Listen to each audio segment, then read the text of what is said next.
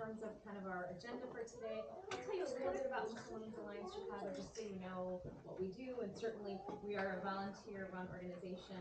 Nuit is one of our colleagues here, is also on runs our board as well. It's a great way for you if you're looking for ways to get involved. I'll share a little bit about that. Then we'll have each of our panelists quickly introduce themselves, and then each will walk you through, after that, kind of their own either personal family story or their professional connection to the conversation as it relates to pathways to parenting. In this topic, in this event, we're talking about adoption and fostering, very specifically adoption stories. We're hoping to have additional follow-ups to these conversations. We know there are many ways that our families come together, and it's not always something that is sort of out there in the public space. So we're hoping that we can begin some of those conversations and also continue those as we think about fostering, as we think about other ways that we build our families, inshallah. Okay, so I'll tell you a little bit about Muslim Women's Alliance here, and then we'll keep going. So some of the things that we do, and I know there's only one screen working today. We support women and young girls empowerment, and we do that through leadership development. We often host events where we're encouraging our women to become, our girls to become leaders in the community, and of course any of our women leaders. We are regularly promoting and amplifying the experiences of our incredible leaders in the Muslim women's community. We do a lot of community service. Many people know us from our Ramadan Rush for Rewards, or the way that we are serving those in various drives. Whether we've partnered with childcare, we've partnered with recent arrivals. So there's many ways that we look to build community and through giving back. And sometimes we give back through time, sometimes we're giving back through resources.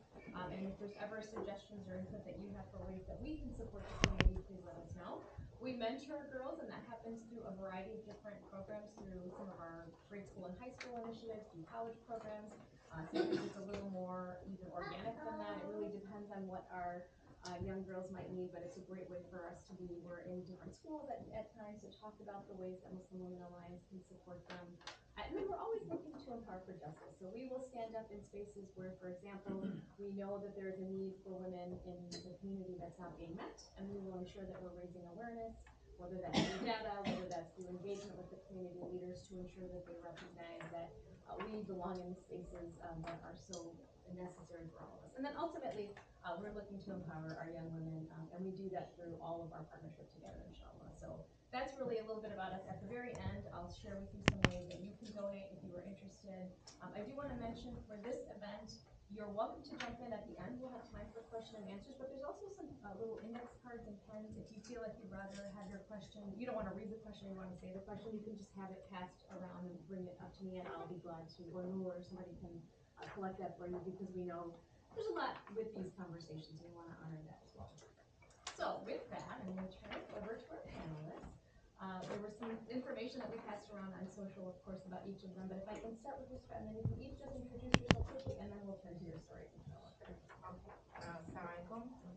My name is Yusra Gomaa. I am an employment attorney and a civil rights attorney. I've been practicing for about 15 years.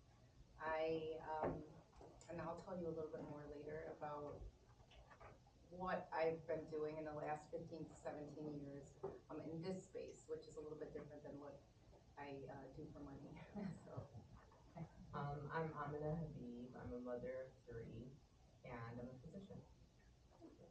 Ali Suleman. I have 3 kids as well. I'm also on the board for New Beginnings, which is an international adoption agency that we use, that we personally use to go through our adoption.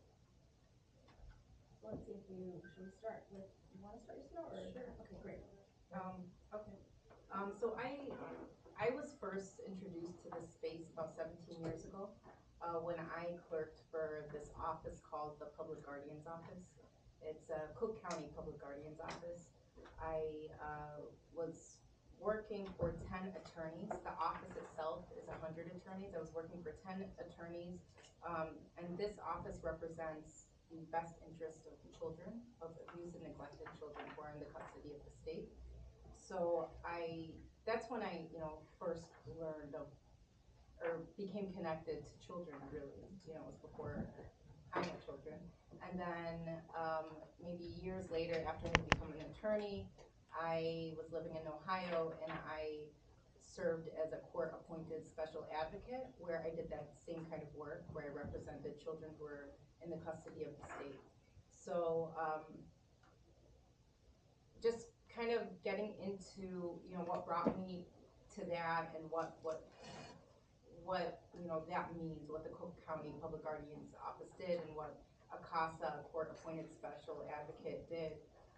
In general, state governments will step in and take temporary custody of children if there is abuse and neglect in the home. And that's extreme cases.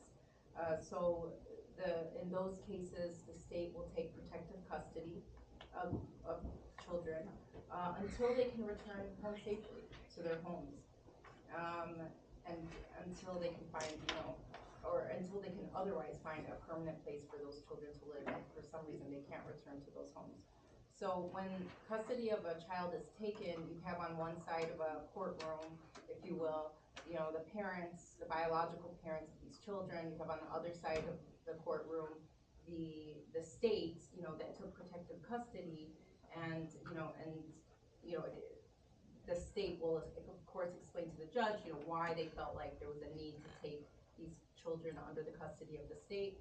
And then the guardian ad litem, or the person who represents the interests of the children, physically and almost, you know, or symbolically and sometimes physically, will stand in the middle of the courtroom, and they will give their recommendations to the judge about what is the best interest of the children.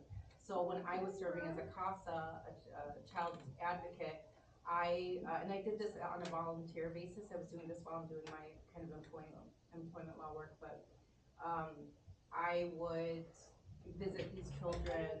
I would speak with foster parents. I would speak with biological parents and try to, you know, assess whether or not, you know, there was that desire to, you know, do rehabilitation if drugs were involved, or, you know, to reunify with the children. So to make sure that these children had a safe place to go back if they weren't safe to begin with. So that really introduced to me this whole world that I did not know about.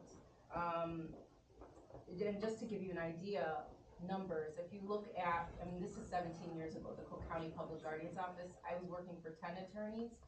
That office at the time was 100 attorneys. Each attorney represented 100 to 200 kids at the time. That was about, like, if you run the numbers, over 10,000 children who were in the system, in this custody of the state, in the custody of the state. So that, for me, was very eye-opening. When I was in Ohio, they kept assigning me to all the Muslim children. There's a big Somali community in Columbus. And so I saw that these children would sometimes be removed from their homes because of a big safety, situation, and then be placed in the homes of foster parents. And obviously, there would be a culture shock. Sometimes, like the Somali kids that I had met with were deathly afraid of dogs, for instance, or a lot of times Somalis, like at a young age, will wear hijab. So it was very eye-opening to me that that there's a need for like very, very supportive foster homes, licensed foster homes. Not only, of course, Muslims, because Muslims do come into the system, but just in general, there's this big need. If you can imagine over 10,000 children in Cook County alone, that means you need a lot of licensed foster homes. And the way it works with foster care is when the children are in the custody of the state, a lot of times the kids are removed and they're placed into foster care, and you have to be a licensed foster parent in order to foster children. So the government will pay people there's licensing you have to do, you have to take some classes, and then the government will pay people for the care and basic expenses, daycare for the children. But if you can imagine, the more children you take in, the more money you're getting. If you're taking care of a special needs child, you're getting a little bit more. So you see you see people who are doing it for the right reasons, and I've met like the most amazing, incredible foster parents, like good Christian, women who are single women sometimes who are really, really, really care about these children. But then you'll see people who are doing it, for the wrong reasons. There were foster homes that I would walk into that you would not want, your children or your, nieces and nephews in. A lot of times there would be like lots of children in one home. So not necessarily the most supportive or safe environments. I hate to say that, and I learned this more when I was in the public guardian's office, but I mean, some foster kids or some kids who were in the system, they had files like this big. Where, a child came into the system when she was 2 years old. She came in because something happened to her brother, but then she's moving from foster home to foster home to foster home. Sometimes, being abused for the first time in foster care, and you can only imagine, just not having a stable home. And now she's 17. She's been through 11 foster homes. And maybe in her case there is no chance for reunification. It's hard to find someone to adopt, her at that point. But I'm not kidding you. Sometimes like this big, and sometimes multiple files for one child. And so this again was so eye-opening for me. I obviously am a part of a very vibrant Muslim community, and I know that a lot of us are very privileged. We have comfortable homes, and so I started doing advocacy work and trying to encourage Muslims to foster and to become licensed to foster. And so I think I wrote like 1 or 2 articles, and it blew up. And this is like maybe, I don't know, 13 years ago or something. And where I was bombarded with emails and texts and calls and people interested in getting involved. And so I started. I basically created a database called the Muslim Adoption Network, where I kept, a database of Muslims all over the country who are interested in adopting. Right now, I still run this database, and I have birth moms every once in a while. Sometimes it's once a year, sometimes it's 3 times a year, approach me saying they need to place their baby up for adoption. Can you help me? And so I'm doing this all like pro bono. I'm not like a child placement agency or anything. And so I'll make connections, and I consider myself basically a community person in the know, and where I can make these connections. I know good, Muslim adoption, or not Muslim, but adoption attorneys.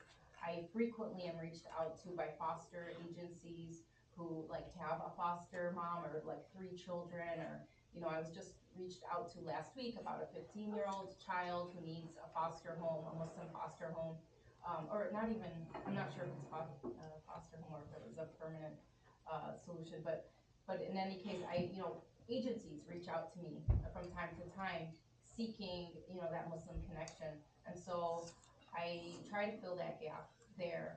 I also, at a certain point, I was also doing trainings for foster agencies on just for non-Muslim foster parents who are taking in Muslim children.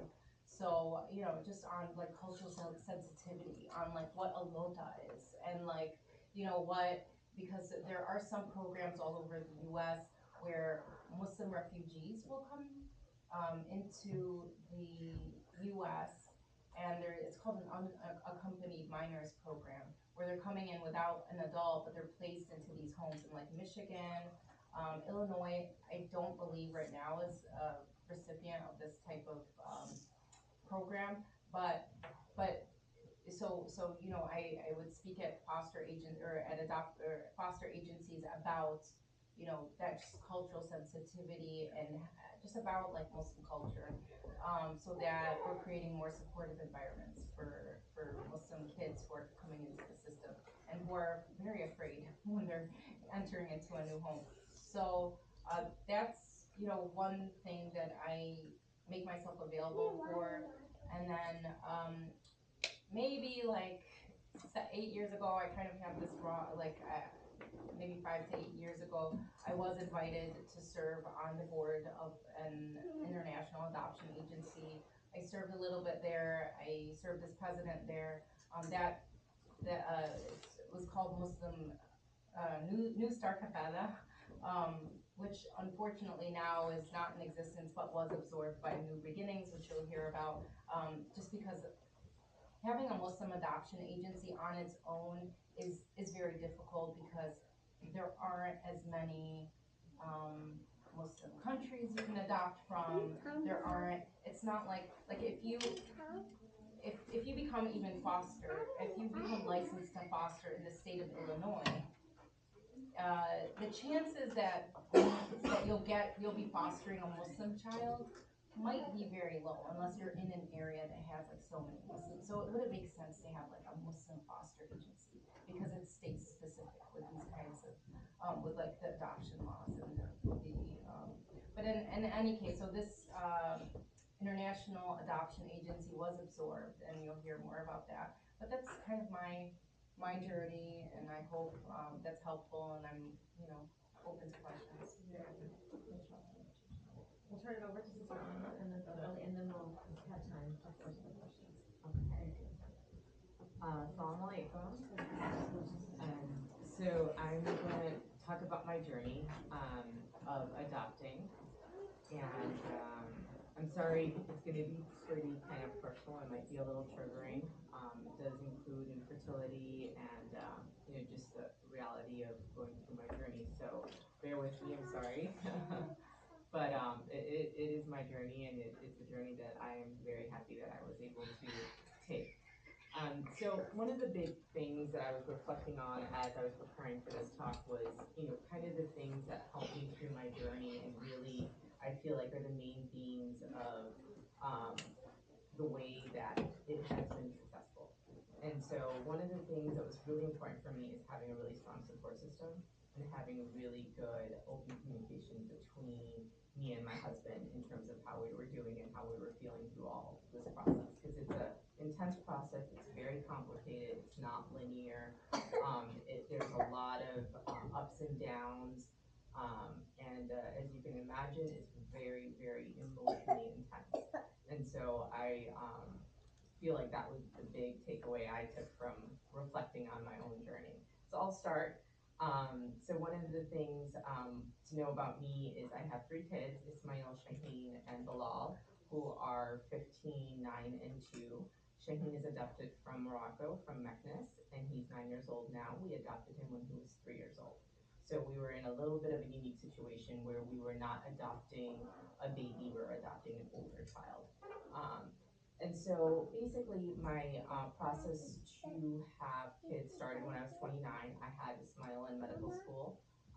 And then pretty soon after, I was looking to have my second child and I could not get pregnant. And so very quickly, we actually realized, both my husband and I, that we were interested in adoption, which was something we had never talked about before. We had talked about how many kids we wanted, we had talked about this, we had talked about that, but we had never talked about adoption. But it was something that was, very early in realizing that I was gonna have difficulty getting pregnant again, that we decided, okay, let's look into this. And so I went to the Cradle in Evanston with a friend of mine through my pediatric residency program who was also interested in adoption. And I realized that it would be possibly very difficult for a domestic adoption process because they take your picture, and I'm very clearly Muslim on photograph, and so I might not be selected for a long time. And this is again many years ago, so it's a kind of a different process. Then it might be different now. Interestingly enough, you'll realize, again, my journey was very circuitous, that domestic adoption did play into it. So at that time, though, we were also in the process of moving to Ohio. So I was kind of smiling when you mentioned Ohio, because it just seems sometimes, paths of geographical locations overlap. So in Ohio, when we got there, I kind of started my infertility process there, kind of had started fellowship and training. I was looking into doing IVF. My husband and I decided we were going to do about 1 round. That's something that we thought mentally would be something that I could do during the this training process, but then we also knew we wanted to adopt. So we were kind of like, okay, we have one biological child, we'll do IVF, and we'll work on adopting, because that's important for us. And so then, interestingly enough, we were going to a wedding in Houston for my brother-in-law, and my sister-in-law had mentioned a Muslim adoption agency, Yusra.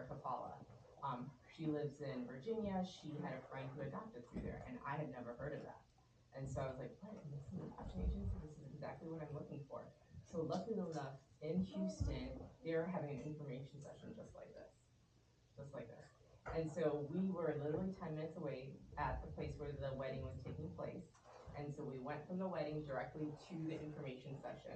And I remember the people being like, you're coming at the end of our session dressed in wedding clothes. Like, who are you people? But it was really important for us. We connected with people. We wanted to know people. There was some information on the internet. Sheikh Suleman had put out material. And so we had been getting information about Muslim adoption, but we wanted to put faces to it. And what was interesting was at that point we were connected with a family in Columbus, Ohio, who had recently adopted. And so when we went back there, we set up a meeting with them. They were absolutely wonderful. They brought their kids over. They had an older biological son and a younger adopted son from Morocco. And my older son played with them. And that was really important for me because I needed to know that he was going to be okay with having another child who's not a baby potentially, and see what he was comfortable with. And so he really opened the doors for us after hearing his thoughts on it, because once he met them, he kind of started talking about it. He knew a little bit already. At this time he was 7 years old. He already knew a little bit about my struggle because they hear everything. And so he had wanted a sibling for a long time, but was excited about this way as well. And so from that point, what we did was we started talking to our parents. And that was a little difficult because our parents had not heard of this before. This was a very kind of strange concept. But my parents have always been used to me being the eldest and the trailblazer and always doing something odd at any point in turn. So they were willing to understand. And so what was interesting is as they were starting to comprehend what we were talking about, we actually had a session. Sheikh Yasser had posted on social media about the beauty of adoption, the virtues of adoption in Islam. And in the comments, there was a request of an emergent need for adoption in Chicago. There was a family that needed to have a baby that would be needed for care. And so my husband reached out to them, and it turned out to be real. It was an adoption agency here. We were still in Ohio at the time, so we actually used my parents' address. So we had to fast forward their understanding of the adoption process at that point to make things work. And so everything moved really fast. We were selected very quickly. It was within weeks. Usually it's, we're talking about years process. This was weeks. Because everyone wanted to place the baby as soon as possible because the baby was not born yet. And so there was just a lot of things happening fast, and we were ready for it. We were ready to go. And so it was amazing. It was amazing that it worked. And I remember talking to people that I knew. One of my attendings in Ohio who had been trying to adopt from Africa, and she was waiting on her kid for 1.5 years.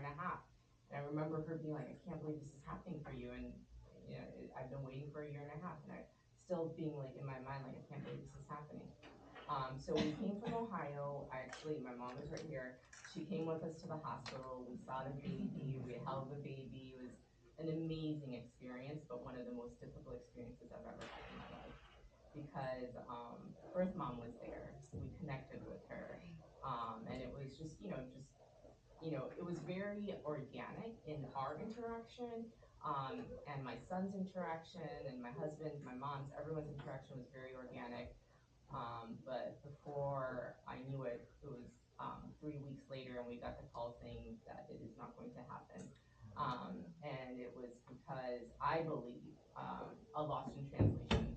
So I think what happened was dad was a refugee in another country. They called dad to give up his parental rights. And in Islam, parents don't do that. They don't give up their parenting, like they are always the parents. It's called kafala. So it is a guardianship. And so I think based on that premise, it was discontinued. And so it was heartbreaking and heart-wrenching because we weren't able to connect with them. We weren't able to go around the system. And we knew they were in need. Obviously, we bonded. But the reason why I bring this up is because this is part of the process. And it is, something I thought was just so intense. But again, having my support structure, being able to communicate with each other, we were able to power through. We took some time off. We spent time together as a family. We traveled. We came back home to Chicago for family, and that all really helped us come through it. So it is really a village in this process. We also, within a couple months, got the call that we were off the wait list for the international Muslim adoption. So that was amazing because we had all been on the wait list for 6 months to even be processed because there's always a backlog. So to us, that was like, okay, this is what we're doing. This is exciting. Of note, I had been going through IVF and it hadn't been successful to this day. So we kind of were like, okay, we might not be working on that anymore going forward. We'll just see. And so then with getting off the wait list, then I was focused on the whole application process, which is a part-time job. You're definitely, doing a lot of paperwork, a lot of thinking. There's education modules, there's a home study, and then there's a lot of decisions you make pretty early on. So some of the decisions is, what gender are you? Do you have a gender preference? Do you have an age preference?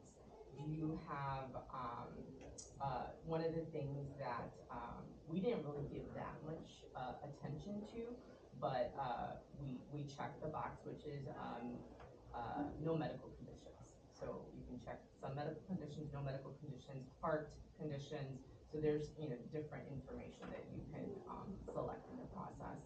And so very quickly, I think after submitting everything, and knowing that our application had reached Yusra Kafala, was being translated into Moroccan Arabic, which is Darija, and was being submitted to adoption agencies, within 4 months we were matched.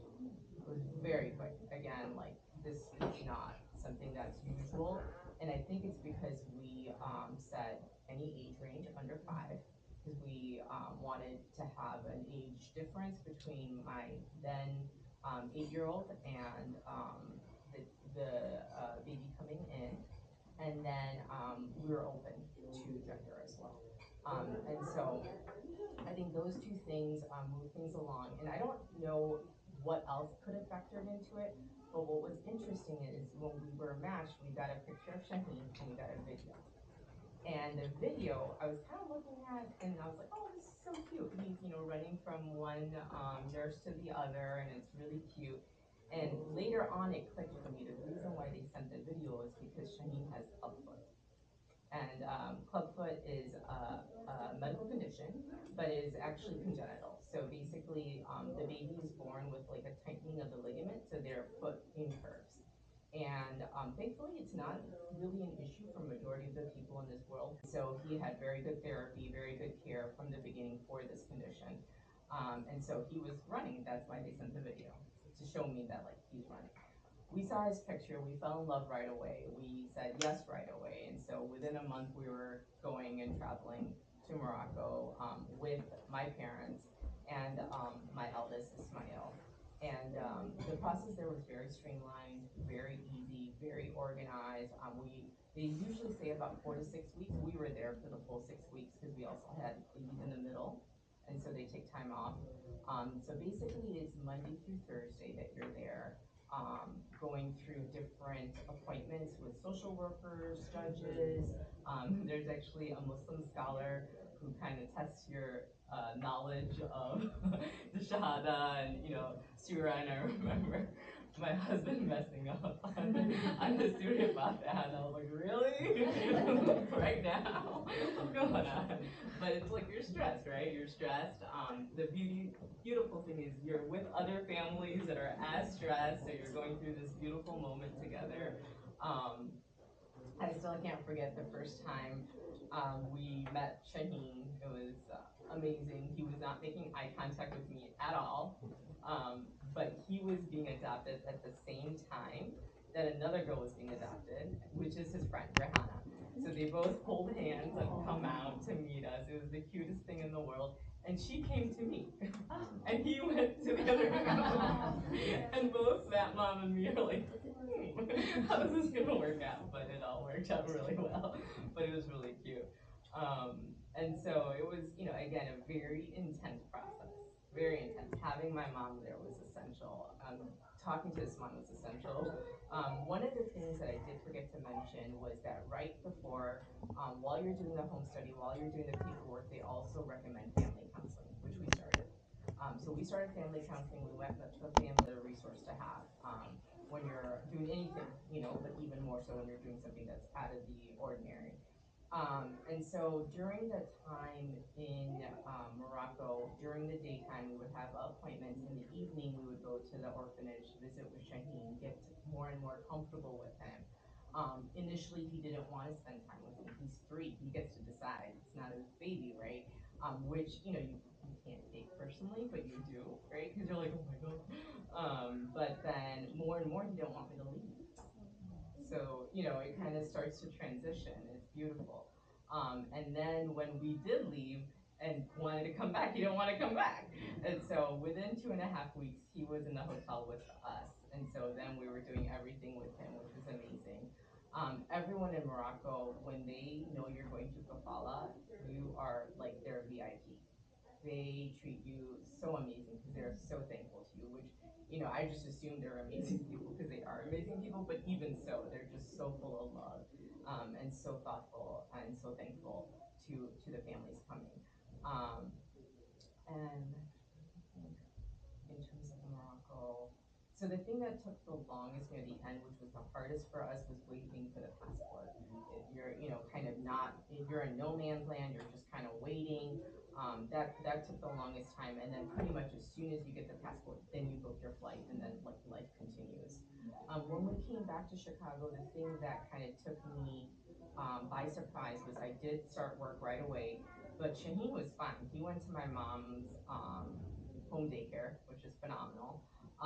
So for him, it was like being in that same orphanage setting. Like he was very comfortable, he felt good. And Ismail was back to his life as usual. I think just the point that for me as a working mother that was hard was when I would come home, they would both fight on me.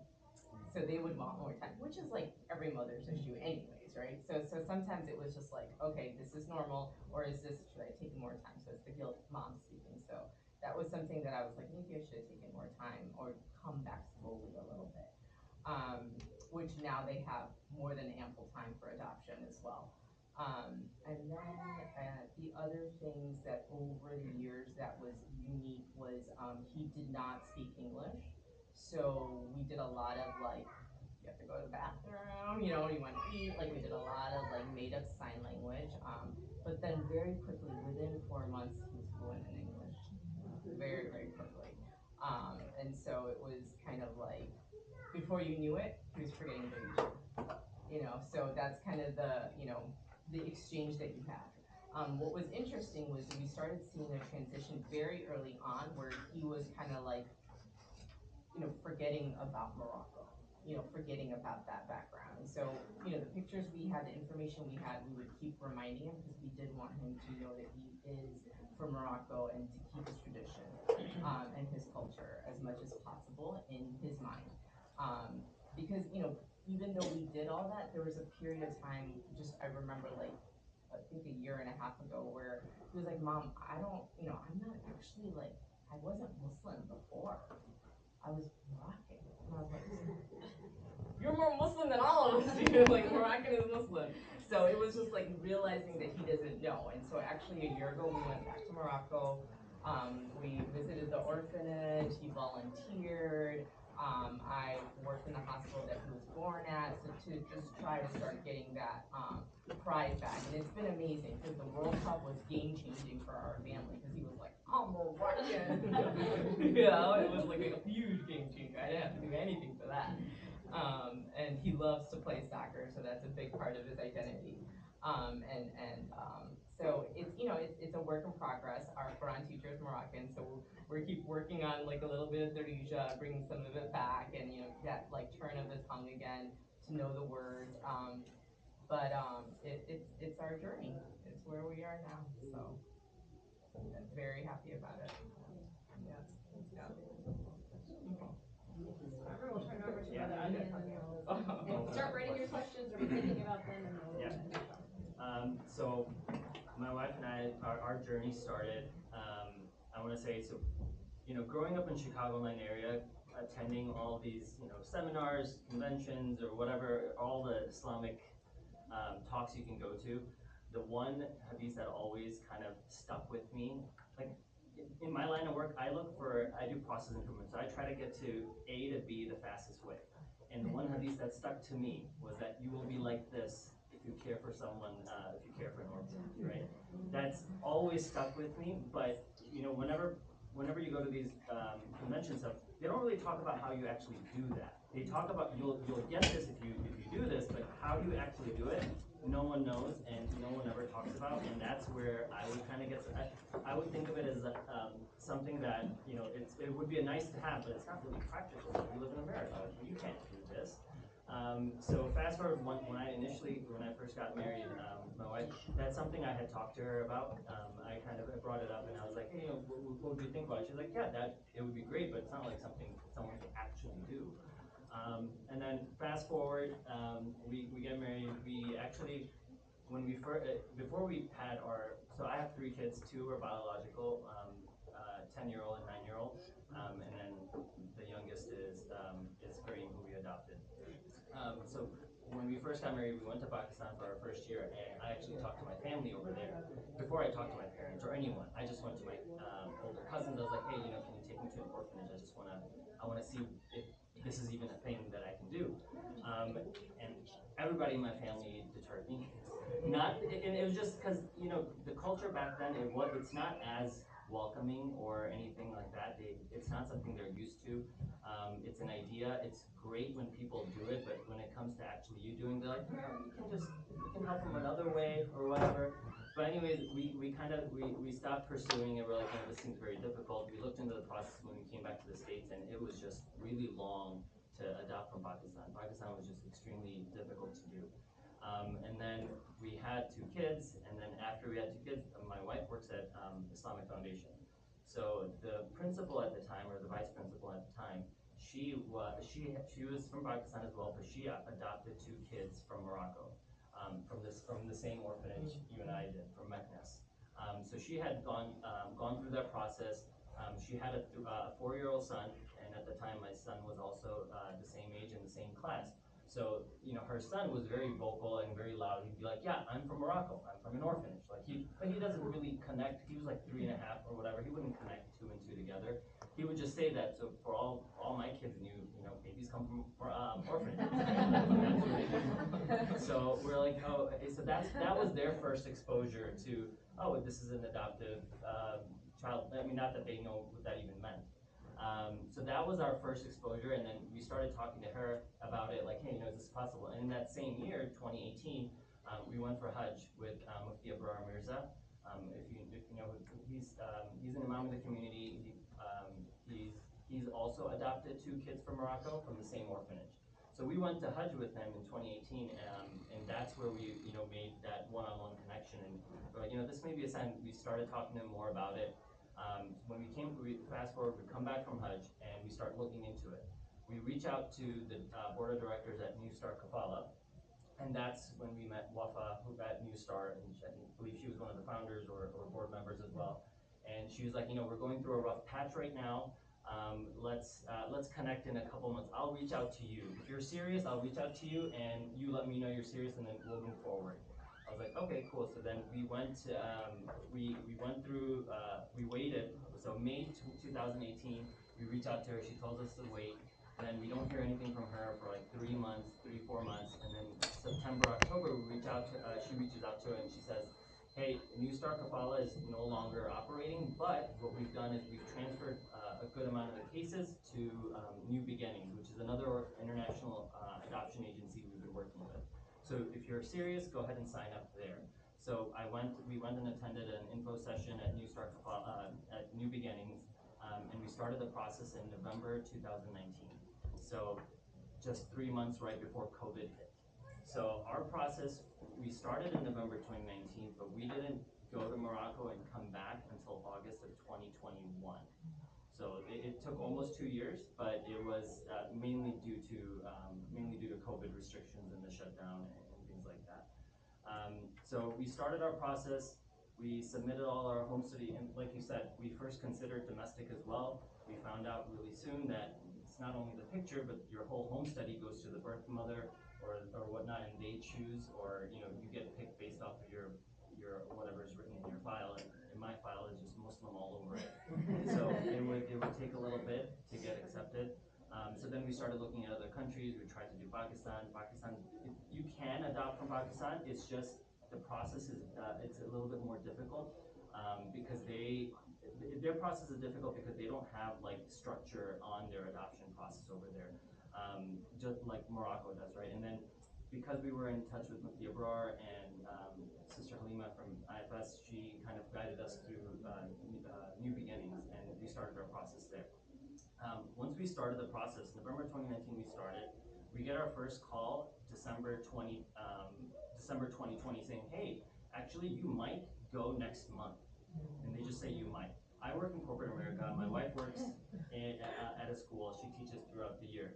So telling your boss that, hey, next month I may be gone for 6 weeks, just so you know. Next month rolls around, and a couple of weeks before they're like, actually no, you're not going because for X, Y, and Z reason.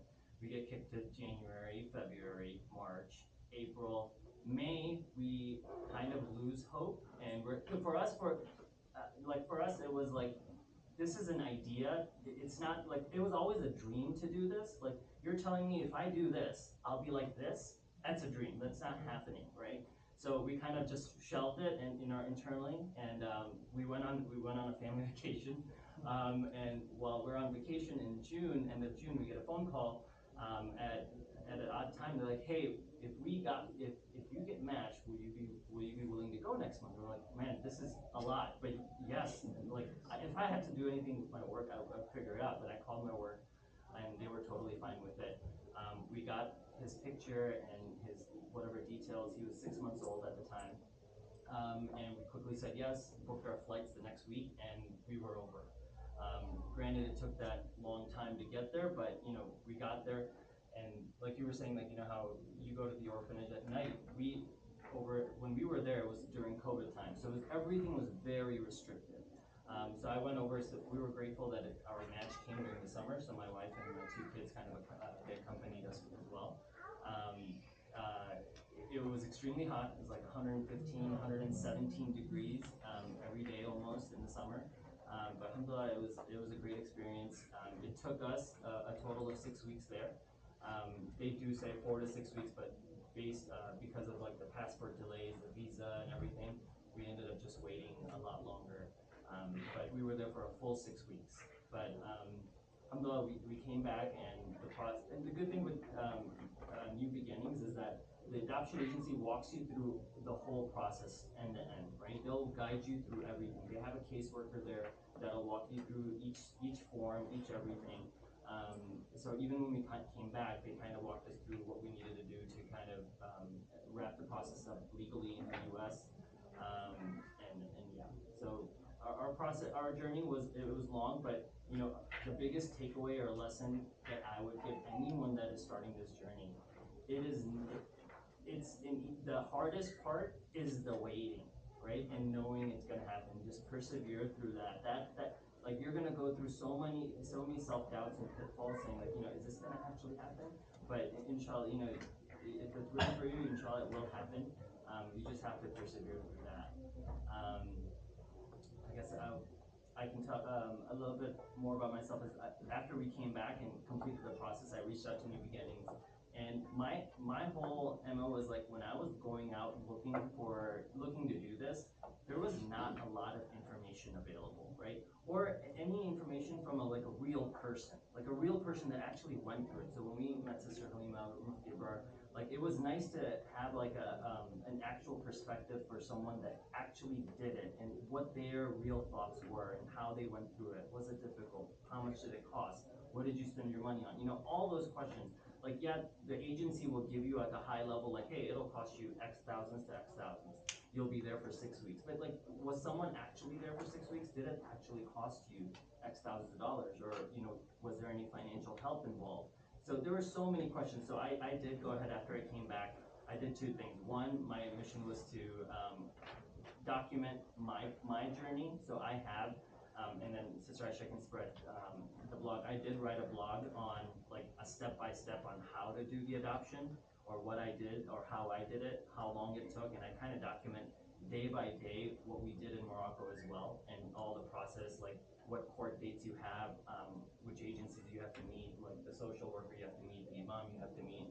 Funny story about our imam, he saw that we were from Chicago, and we had just gone for Hajj, so he's like, oh, you guys are but tell me about Michael Jordan. What do you know about him? And I was just like, you know, like, he's just like, I guess that's an appropriate question to ask for someone from Chicago. He's great. He was awesome. He's my favorite player. But that's all we bantered about for the most part. But yeah, Moroccan people are awesome. And even at the social worker, you know, when you go there, when they know you're going through kafala, they're very grateful, and they're very hospitable. And so the second thing I did, aside from putting this blog together, was I joined the agency that we work with. So I joined their board of directors.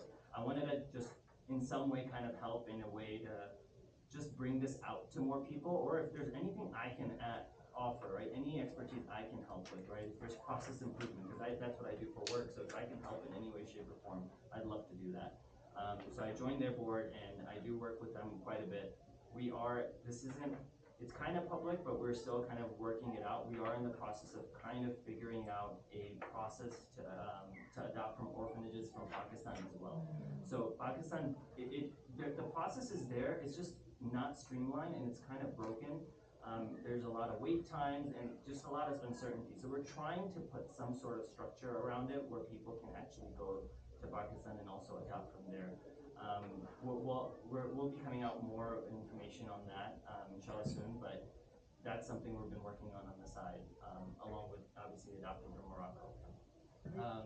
Is that at New Beginnings? Yes. So at New Beginnings we started, and New Start Kafala used to do Pakistan as well, and that's when it was. So they're trying to mimic that. It's just they had shut down. They didn't pick up the Pakistan program just because of all the uncertainties and the government changes and the red tape. It was just too much craziness in Pakistan at the time. But yeah, that was a little bit. Can I ask you a question Yeah. about Pakistan? At the time when I was at New Start Kafala, you had to have some kind of connection to Pakistan, Yes. or be Pakistani to Yes. adopt Pakistan. Is that still the case? Yeah, you still have to be Pakistani, and so what we're trying to fight is that connection piece. Okay. Like trying to figure out a way around it, because what happens is, like, you know, as we live in America, so we're used to process and, you know, people standing in line and there's a queue, there's, you know, all those type of things. In Pakistan does not exist. It is far from it. If you know someone, you can go a very long way, whereas over here we feel like we were in line, so we should go a long way. But that's not how it works in Pakistan. So we're trying to combat that. It's hard to do it, but I went to Pakistan last year, and I represented New Beginnings and met with Abdul Satari's son, who now runs the organization. Him and his wife. His wife runs the adoption orphanage piece, and he runs like the humanitarian piece. So we met with her, trying to understand, like, hey, you know, can we have some sort of agreement? So we did get an agreement signed with them. It took a while because part of the stipulation was that, you know, you won't hire people who have been in jail, or, you know, have been convicted, or, you know, you're gonna try to make sure there's no bribery, and there, you know, certain clauses. They're like, yeah, we can't really ensure this. Like, I don't want to sign on something, then you hold us accountable later. So we went a few iterations, but we did get a document signed. We're in the process of signing a few more orphanages there, so we can have like more options, because the adoption system is still it's it's a little different. Like in Morocco, there's an orphanage where when babies come, they'll be put there and nurses will take care of them. They're part of the hospital system and they'll be taken care of. In Pakistan, what happens is that they have this jula system. A jula is a swing, right? So a swing. So they still operate on that system to a certain degree where if there's someone who wants to give up their child, there is a swing outside of the orphanage. And someone, no questions asked, you just go and drop the baby there and you leave. So as the babies come in, all the babies, whatever part of Karachi the baby gets dropped off in, all babies get kind of collected and taken to one orphanage center, which is in Kharadan, if you're familiar with the area. So they take all the babies there, and that's where they'll kind of not hand out, but process the babies as they come and the families come. But yeah, I'll stop short there. If you guys have any questions, I can answer. Thank you all, each of you, really, for so much insight and information and for being so willing to give so much of your personal and professional journeys. As you all think about questions, I think one of the things we just want to recognize is, I know it's hard sometimes to have some of these conversations, so if you wanted to write your question on the card and have it just passed up, happy to do it that way. And then otherwise, if you're comfortable sharing, you can just raise your hand and I think we'll just allow our guests to answer. I'm Samia. We adopted our baby girl from EB in 2021, and we've been considering our second adoption, and we're also considering Morocco right now. So I wanted to ask you, how was the bonding between your son and Shaheen? So my son is my older son is an old soul. Yeah. Like he's so old, I'm still like comprehending how old he is. Like he thinks he knows how to parent better than me. Which at some points he might, but his aunt is laughing back there because she knows just like how Buddha he is. Like, it's crazy. He automatically took the role of the older brother. Like that was very much into him, and he wanted a younger sibling for so long. And that was something that pushed us, right, motivated us. But he was very territorial. So when someone else was getting like really friendly with him, especially in the beginning stages, he was jealous. Because this was his brother. Like why is he having fun with other people? And then very quickly, Shaheen was very close to Ismail, and like his brother was his comfort, right? Like if they went to a party, he would be constantly looking for Ismail. Not for me as much as for Ismail. But then it transitioned where he didn't need Ismail as much. And that kind of hurt Ismail, where he was like, I'm superfluous. And that's when I kind of had to teach him stuff. So there's a lot of coaching you do where you're like, okay, well, actually, you need to understand that he feels comfortable that you're there, but he doesn't need you because he's got friends his own age, because there's an age difference between them. And so there's a lot of like coaching and understanding that I do, which, we do anyways, but then inter-sibling as well. But he's also like, so funny because now the tables have turned and he's like, Mom, do you remember when I was like that? Because now Shaheen is 9. So it was the age that Ismail was when Shaheen was adopted. Yeah. So he's like, do you remember how I was like that with Shaheen, and now he's like that with the youngest Bilal. So it's very interesting, the reflection that goes on. But yeah, there's always like, that's not fair. Everyone gives him attention. Yeah, that's right. Yeah. But one beautiful thing about Shaheen is that I did have one embryo left, and I got pregnant, which was completely miraculous 5 years after I was much older. I don't know how it worked, but to this day, I thank Allah for every blessing. So Shaheen is like that with Bilal now. Like this is his brother. okay. So you have a 2-year-old. A 2-year-old. Okay. So I have a third. And so it's very interesting to see that sibling relationship and that beauty. It's organic. It happens. It's like their main contention is still me. Yeah. It's still time with me. It's still, so for me that frustrates me and that upsets me. But I've learned now that that's okay. That's fine. They're fine otherwise. Because our biggest thing as parents is like, when I'm not here, I want them to be there for each other. And alhamdulillah, that's there.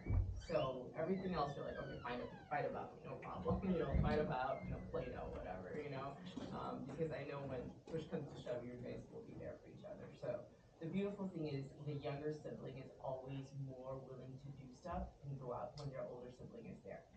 But when their older sibling is not there, they're more scared a little bit. They hold on to mom a little bit more. But the older sibling doesn't know that because the older sibling's not there. So that's kind of the pieces that we're helping to put together for them. Other questions, feel free to pass your note cards up if you want to jump in. So is New Beginnings a Muslim organization or? It is not. It's not, but so they have contracts with various countries. They have Morocco, they had Thailand as well. They did have connection with Russia before, but I don't think anymore. And those are all like the Muslim? No, so the Muslim one was only Morocco. Oh, okay. I mean, when we were going through the process, I also looked in other Muslim countries, like anyone that would be willing. And like I looked into Turkey, and I think the Turkey rule says that you have to be of Turkish descent or have to have some sort of connection to Turkey. Morocco was the only one that kind of had a process set up. It's the same thing with India, right? India and Pakistan is kind of similar in how their process works and how tough it is, just because they don't have like a structured process that goes through it. So yeah, Morocco would be the only one. And there's some kind of, I can't remember anymore, but you can search on some kind of international, some government agency where you can see how many adoptions happen from each state, or I'm sorry, from each country. It's on the U.S. website. On the U.S., on the U.S. government website. So, and I remember like doing the search, like any Muslim countries, you'll see like Egypt, like maybe one in the last 5 years or something. And Morocco, Morocco and Pakistan are the only Muslim countries really where adoptions can happen. I'll let you. I mean, look, to be honest, like every country has a little bit of nationalism as well. So even when I went through my process, when I was telling, so I guess I didn't finish my story of why we were getting kicked for 5 months. It was not kicked, but passed up. So there were a few reasons. One was obviously the reason they gave us was COVID. But when we went there, we found out the real reason. So what happens in Morocco is that the prosecutor for family and child services rotates every 3 months. So they do this rotation system where a new judge comes up every 3 months, and obviously our process lasts longer than 3 months. So when our file came up to their desk, the prosecutor was a little bit, so we went through 2 prosecutors who denied us for 3 months each. One was his thing was, why are all these other nationals taking our kids? Okay, that was his thing. So he's like, find the next adoptive Moroccan person, right? So they would go to their file and find the next Moroccan family that wanted it.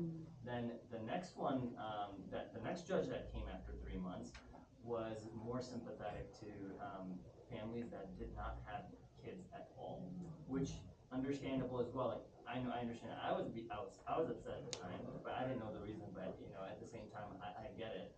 So we were passed up 3 times for families that don't have kids.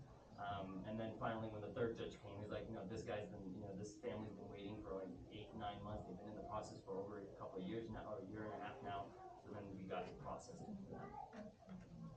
Is Mr. Gomaa, you said New Star Kafala is an agency, but It was based in New York. It was an international adoption agency, and then it was absorbed by New Beginnings. Oh, it's not. no, So it's it not. doesn't exist anymore, but it does in the form of New Beginnings, I would say. They kind of took over. New Jersey. So is there no Muslim leagues in No. So this is like a Muslim chapter. Yeah, exactly. They're like a department. So it's- Yeah. I know you've got your hand up, go ahead.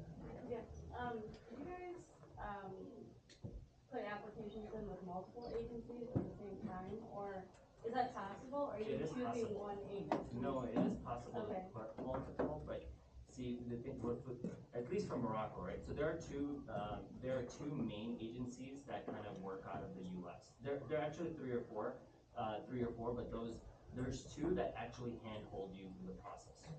One is New Beginnings, and the other is called Hopscotch. Okay, sorry, I'm sorry. Is this for international only? It's for international only, yes. And if you wanna also put your, For ring for domestic, domestic, to the Adoption Center of Illinois, or if you're from Illinois, that's one of the resources for that. So that, I mean, regardless if you go with international or not, you still have to reach out to the Adoption Center of Illinois, because they will help you with the home study. They'll kind of help you with the legal paperwork in the U.S. Okay, but it's like separate fees for each agency. Yes. Okay. So for domestic adoption, you have them being licensed to adopt internationally.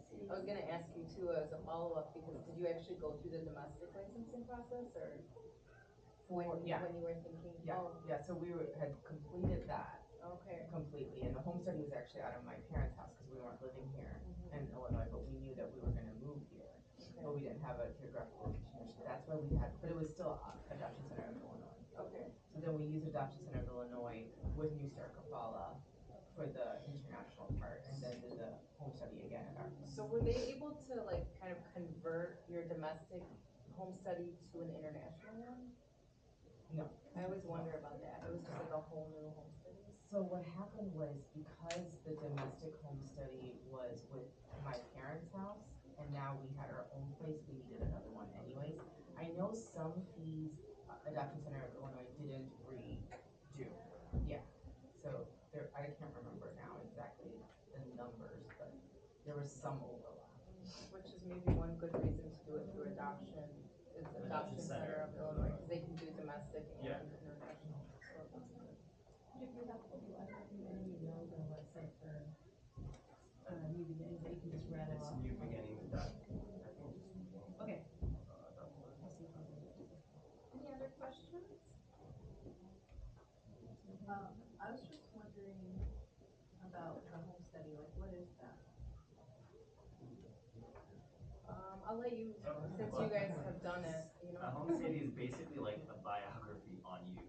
So like my home study was like 18 pages long. Basically, a social worker comes to your house, and they'll interview you about your upbringing, like where you grew up, how you, if you already have kids, like, you know, about your family, your traditions, your religion, how your parenting style. Like anyone as far as asked me, like, you know, okay, if your son did this, what would you do? I'm like, oh man, I gotta come up with a textbook perfect answer for this.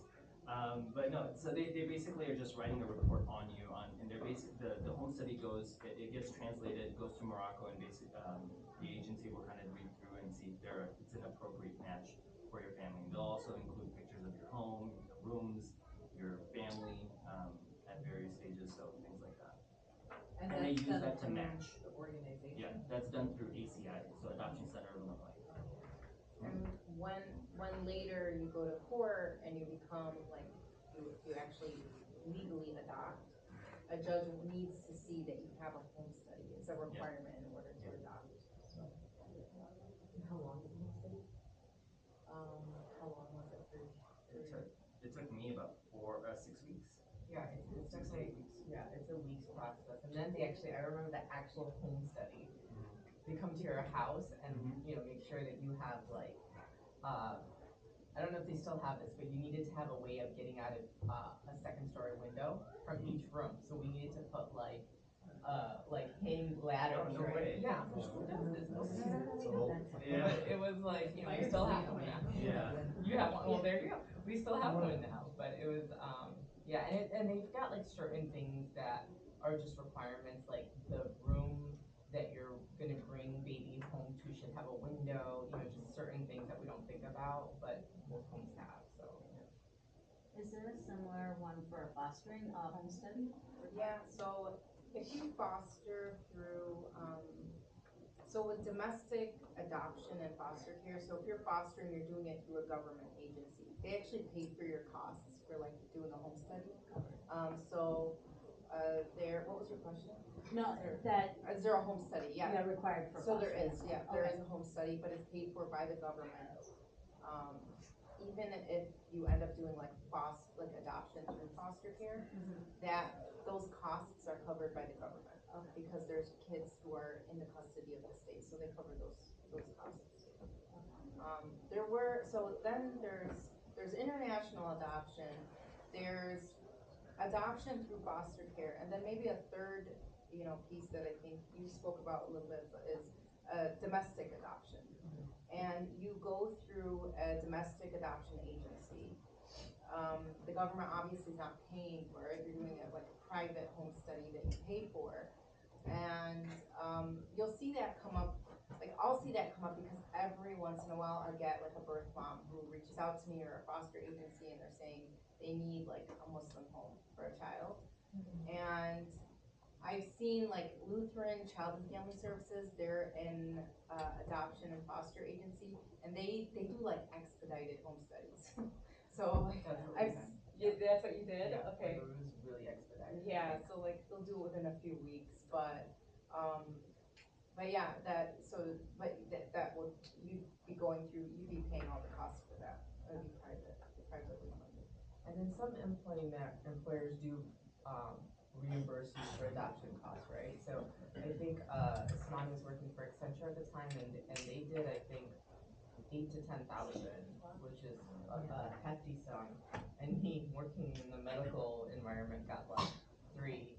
And then I think they tried to deny me because it was like out of the, you have to do it within a certain time period. And there's a couple more resources too so in terms of cost, like for me personally, it cost $42,000, but that was total out of pocket. That's not after the reimbursements. So the $42,000, but you have to keep in mind that was the cost for me and my entire family to travel to Morocco and come back. So that's 5 international round trip tickets, and then also staying there as a local, right? So we did an Airbnb there while we were there. I mean, it's not super expensive there, but still you got to factor in those costs. Like it's like your average living was like you spend about $2,000 on rent, food, and stuff. That's what you can possibly expect to be for like a 2-3 bedroom apartment, which is what we did. And then also on top of corporate, obviously if you work in a corporation, definitely look into those benefits. When we initially started the process, my company used to get $5,000. But by the time we had started and ended the process, they had increased it to 25K. So my cost was very minimal. On top of that, the U.S. government gives you a tax break of about $16,800. That was at least 2022. So that's 16K, another 16.8 knocked off there, and then the state of Illinois also gives you anywhere between 2 and 4K. So that's another 2 or 4K. So I kind of came out at zero almost. But there are resources out there. On my blog, I also I link a few other places where they give out grants and funds. New Beginnings also has a kafala grant or fund. If you make under a certain amount of salary, they give it to I believe $3,000 to $5,000 to help you with your costs as well. If that's ever an issue. Yusra, I had a question. Sorry, so is there, what I've felt is that there sometimes you'll see on Facebook or like other social media where there are Muslim kids in homes. Is there more like organized way of becoming aware of kids?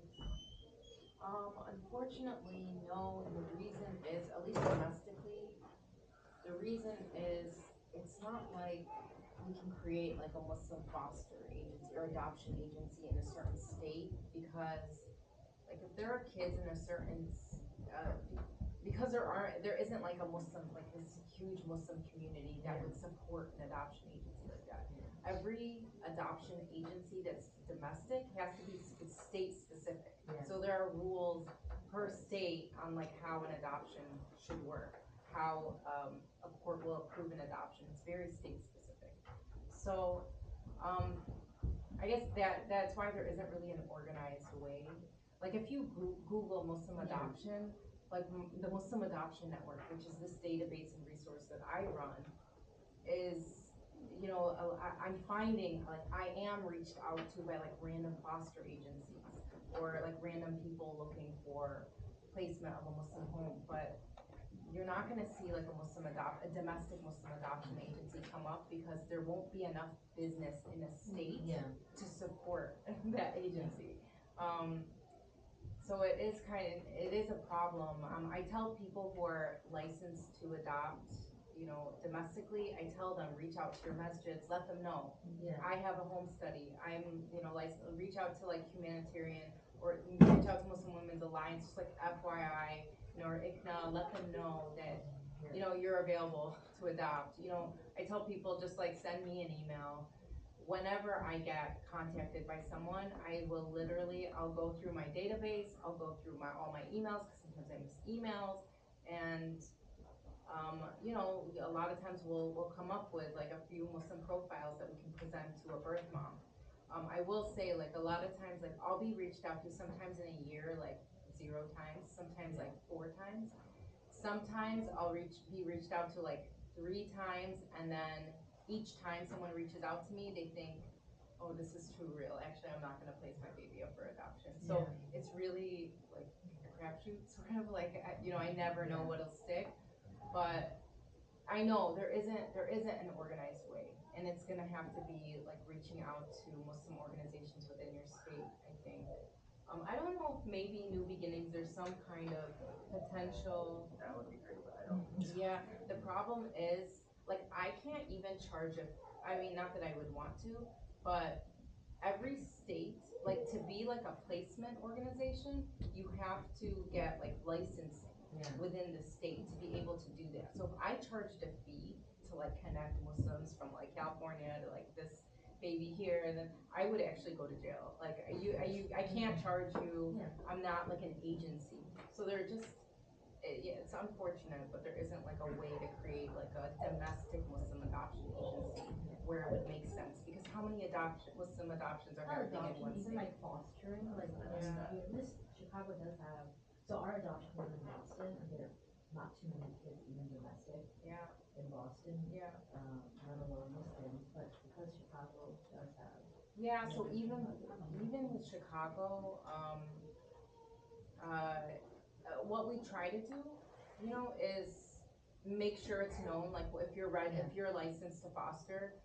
It's really nice when it's done through DCFS, but I feel like DCFS is this is Child Protective Services in Illinois, like, they're so overwhelmed right now. They used to help like license people to foster, and then they would record like, okay, this person's Muslim, this person's Arab, and they would collect that information so that if a need came into the system, they were like this umbrella organization where they had access to like Muslim like foster parents. Now what DCFS is saying is, when you want to get licensed to foster, do it through an adoption agency locally. So now it's like you might reach out to Lutheran Family and Child Services, or like the adoption agency next door, and you'll register with them, but I'm just not sure if they're always hearing about every Muslim who comes into the system. So it's not organized, unfortunately. But yeah, like, if you live in Bridgeview and you become licensed to foster in Bridgeview, the chances are that you'll get like Muslim kids coming in are bigger, right? Like, so it's, unfortunately, I don't think I have a good answer to this because it's not organized. I know that like ICNA is working on that. I just spoke to someone last week. They're working on like just creating a more organized system, because it matters if you're Muslim and you're licensed to foster. But I would say, if you're interested in fostering and you're Muslim, don't limit yourself to Muslims only. Because I know people who've been waiting for 2 years, and they're waiting for a Muslim person to come in. And if you're not in like the same city that a Muslim child comes in,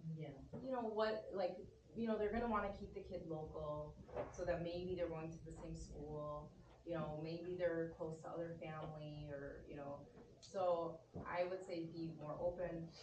I know Muslims who were fostering and who ended up adopting the children that they fostered, and the children that they were fostering were not Muslim. Like, one person who she fostered a newborn. She never thought that she would be fostering or adopting. She was just doing it to foster, but that turned into an adoption, and now her child is Muslim. Exactly. How does that work? Does the child have to like accept Islam on their own and like do the shahada, or like do they like have? So I mean, when you're fostering a child, you're obviously not converting anyone because it's a temporary arrangement. Yeah. But if you're adopting a child and you end up adopting a child, Yeah. I mean, you're the mom, right? So yeah, so a lot of times like children will like embrace Islam through their adoptive family. But I mean, a lot of times the kids are coming into at a younger age. If they're coming in like say age 15 and you're adopting them, obviously like I don't know if it would be a good idea to like force them to become Muslim, right? But so I think you probably navigate that based on like age. Okay. Okay. But you're allowed to adopt a non-Muslim child. Oh yeah. Yeah. Okay. Absolutely. Okay. Sometimes like people who are placing their like if someone abandons a child and like drops them off at a police station, then they're in the custody of the state. There isn't really someone saying, oh, we want this baby to be in a Christian home. Right. But if a birth mom is pregnant, she's 16 years old, she wants to place her baby up for adoption, but she's Christian and she's Jewish and she really wants her baby to be in a Jewish home, she's gonna look for Jewish families, you know, so that's where. A couple of you mentioned this idea that when in the domestic adoption process, the likelihood of somebody taking a Muslim family felt low, right? So that's the other challenge. It seems like it's a challenge in the system.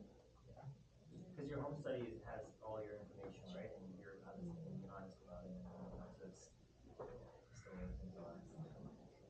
Any other, was there another thing? I have a question.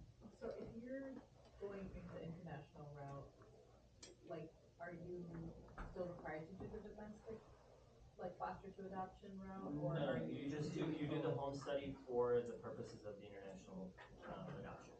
So you do the home study and then you just start the process. You don't do the domestic. But were you like licensed to be domestic No. as well, or No. No, it's a separate route. Okay. Separate route. So then you're doing two separate routes. If you're trying to consider both, yeah. So we didn't get to that point because we found so many people around us that had already gone through this Moroccan process, so we ended up just going through that. Yeah, sure, question. Thank you to all three of you for speaking today. I was wondering, is there a timeline for when Pakistan will be an option from the beginning? So we are opening now. If you want to shoot an email to, I'll have Stress just send out the address or the email address or and things like that.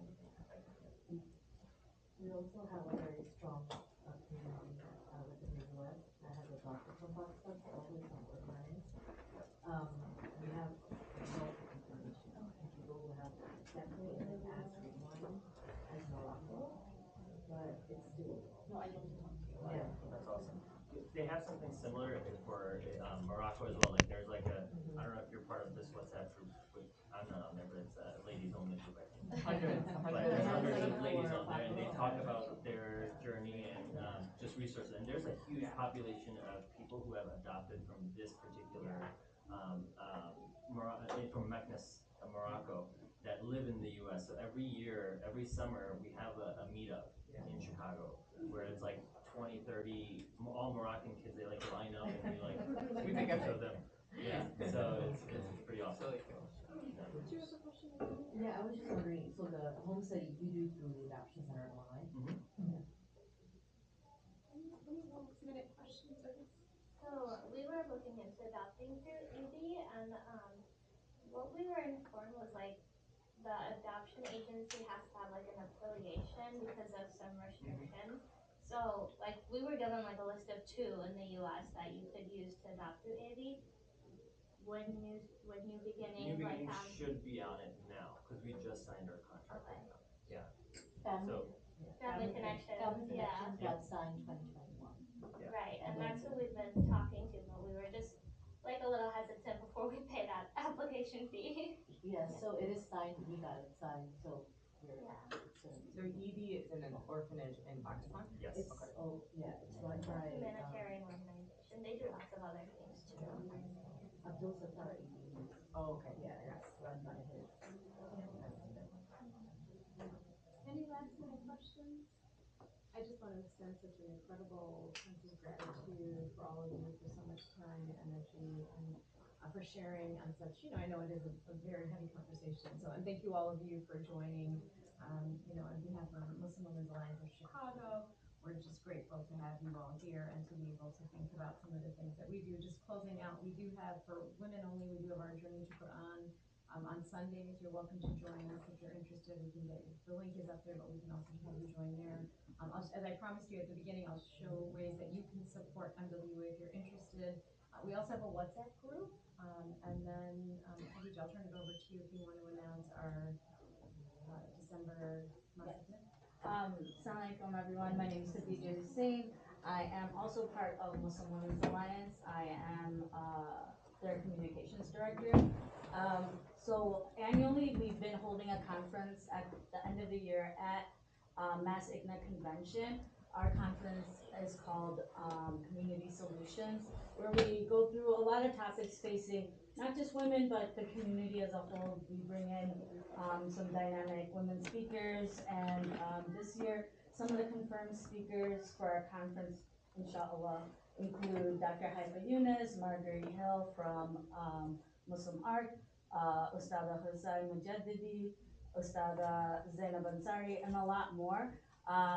It's a 2-day conference. It's New Year's Eve weekend, so it's that Thursday, Friday, December 27th, December 28th, Friday, Saturday is, it's Thursday, Friday, Saturday is the convention. Our conference is Friday, Saturday. Your convention pass is your ticket to the conference. So come enjoy our conference, get to know more about the things that we do all year round, and also the larger convention that will be held in Chicago, McCormick Place.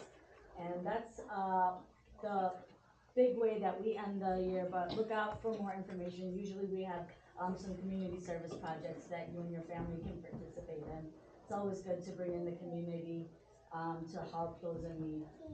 So that's it for us, I think. Thank you all very much. Thank you. So much.